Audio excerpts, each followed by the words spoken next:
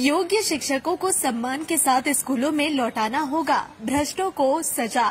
इन्हीं मांगों को लेकर एआईडीएसओ छात्र संगठन का विकास भवन अभियान। मंगलवार दोपहर एआईडीएसओ संगठन का एक दल पहले ही कोलकाता स्थित विकास भवन के सामने पहुंचा। इस दौरान जोरदार विरोध प्रदर्शन शुरू हुआ। वहीं दूसरी ओर करुणामयी सॉल्टलेक से एक और समूह ने रैली निकालकर विकास भवन तक मार्च किया। छात्रों का कहना है कि योग्य शिक्षक शिक्षिकाओं को सम्मान पूर्वक बहाल किया जाए और जिन पर भ्रष्टाचार के आरोप है उनके खिलाफ सख्त कार्रवाई हो। एआईडीएसओ ने शिक्षा व्यवस्था में पारदर्शिता की मांग के साथ सरकार को चेतावनी भी दी कि अगर मांगे नहीं मानी गई तो आंदोलन और तेज किया जाएगा।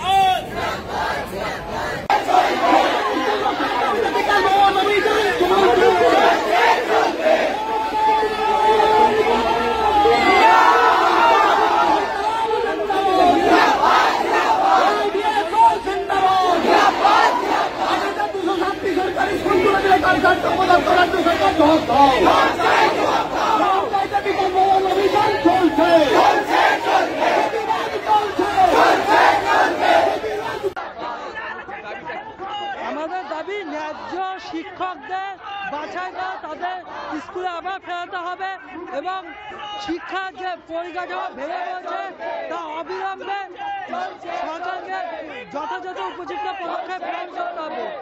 আর রাজ্যে এবং কেন্দ্রের যে জাতীয় শিক্ষানীতি তা অবিলম্বে বাতিল করতে হবে। আমরা দেখছি যে স্কুলগুলোর পরিকাঠামোহীনতা ভুগছে, তার মধ্যে দুর্নীতি যারা করলো তাদেরকেও শাস্তি দেওয়া, যারা ন্যায্যভাবে চাকরি পেল তাদের চাকরি চলে গেল। এই অপদার্থ সরকারকে দুর্নীতি মুক্ত ভাবে শিক্ষক পুনর্বহাল করতে হবে স্কুলে, এই আমাদের দাবি। এই দাবিতে আজকে আমাদের ছাত্র সংগঠন ডাকে বিকাশ ভবন অভিযান করুণাময়ী থেকে শুরু হয়েছে।